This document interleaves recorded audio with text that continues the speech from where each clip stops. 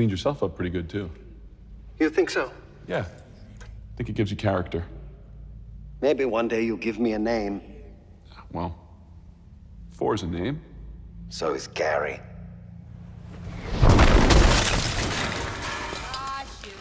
Sir, I think your cousin has returned. Yep. What the hell, dude? Why did you move the door? I didn't move the door. Hey, where is my dog?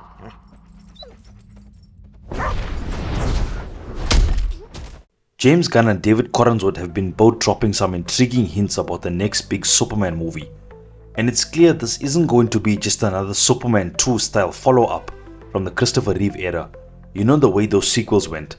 Superman 2, Superman 3, Superman 4, The Quest for Peace. There's been a ton of speculation swirling around about what's actually happening.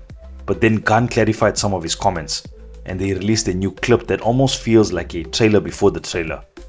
It's basically a sneak peek that teases Superman, Supergirl and Brainiac without giving away an official trailer since the movie hasn't even been made yet. And now the big question on everyone's mind is this our confirmation that Brainiac will be the main villain? James Gunn has literally been talking about a massive super family team up and even included Brainiac in some of the artwork. That's a pretty big giveaway.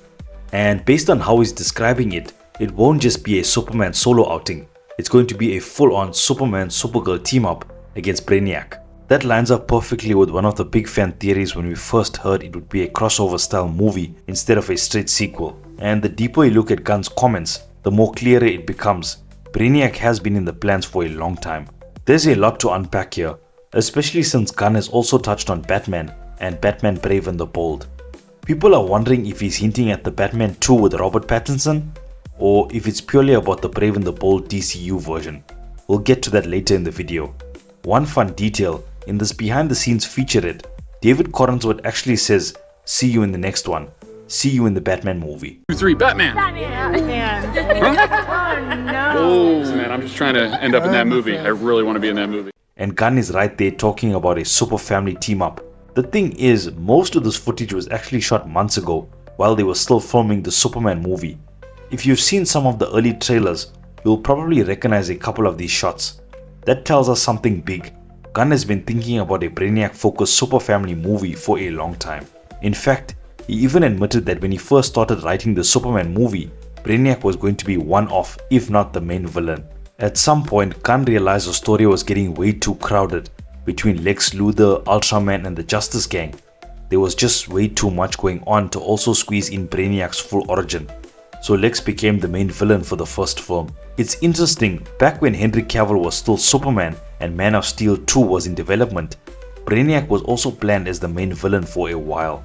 But with all the different directors and pitches that came and went, those plans kept changing.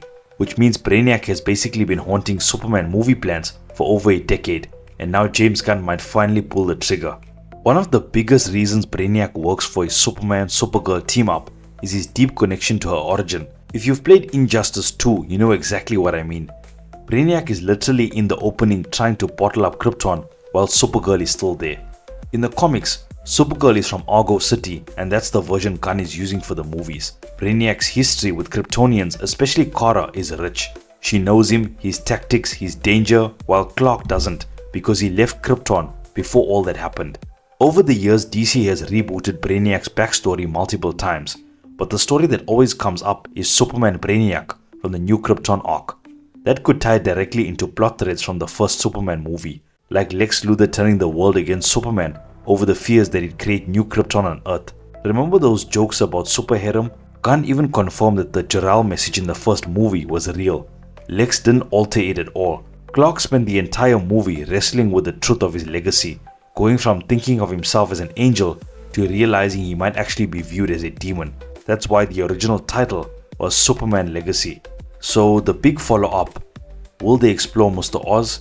Will Jor-El end up as more of a villain in Gunn's DCU? According to Gunn, Superman has already processed that message as much as possible by the end of the first film, so the sequel likely won't focus on it, though its consequences could still ripple through the story. And if Brainiac steps in next, those consequences could get way bigger. We've seen live action Brainiac before. James Master's version on Smallville was much smaller scale due to budget limitations. The Krypton series on Sci-Fi gave us a bigger, better looking Brainiac, though it was set in the past for a time travel plot that's still linked to Henry Cavill's DCEU era. Right now, James Gunn is writing the Brainiac Superfamily script, but it's moving slower than Batman Brave and the Bold. That means a Batman movie might actually hit theaters before the Superman sequel, in addition to the Batman 2 with Robert Pattinson. When David Corenswet joked about wanting to be in a Batman movie, was he talking about the Brave and the Bold DCU version or Pattinson's? Gunn and Matt Reeves have both said that right now. They're keeping those versions separate. Reeves only wants to focus on Gotham stories without outside DCU crossover. If there are two Batman on screen at the same time, Gunn's plan is simply not to release those competing Batman films in the same year. Right now, Batman 2 is set for October 2027, with the Brave and the Bold possibly landing in 2028. At the end of the Superman movie, Supergirl shows up drunk to pick up Krypto, a direct nod to her Woman of Tomorrow storyline. In that comic, she's celebrating her 21st birthday on a red sun planet where she can actually get drunk. Gunn even joked about a crash landing into the Fortress of Solitude earlier in the film. The movie will also feature Jason Momoa's Lobo, even though he wasn't in the original comic.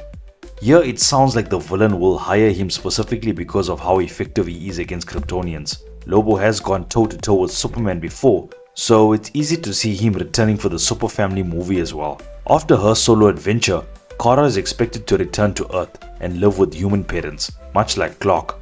That explains why she was off-world during Superman's first movie. Once her story wraps up, a few more DCU films will drop. Then Brainiac makes his move, arriving on Earth to bottle it. They could easily tie this to unresolved Superman plot threads like the Ultraman Bizarro black hole twist. Brainiac could intercept signals from Earth, drawing him to its last Kryptonians. And here's the thing, Brainiac doesn't see himself as a villain. In his mind, he's preserving rare life forms and civilizations, like Superman and Supergirl, as part of his collection. As of now, there's no casting news for Brainiac, so let me know in the comments who you think should play him. And don't be surprised if this movie also brings in other Justice Gang members or metahuman heroes. Brainiac's threat level is big enough to justify it. Plus, it gives James Gunn another excuse to bring back his friends for cameos, maybe with some truly awful haircuts again. There's plenty more coming.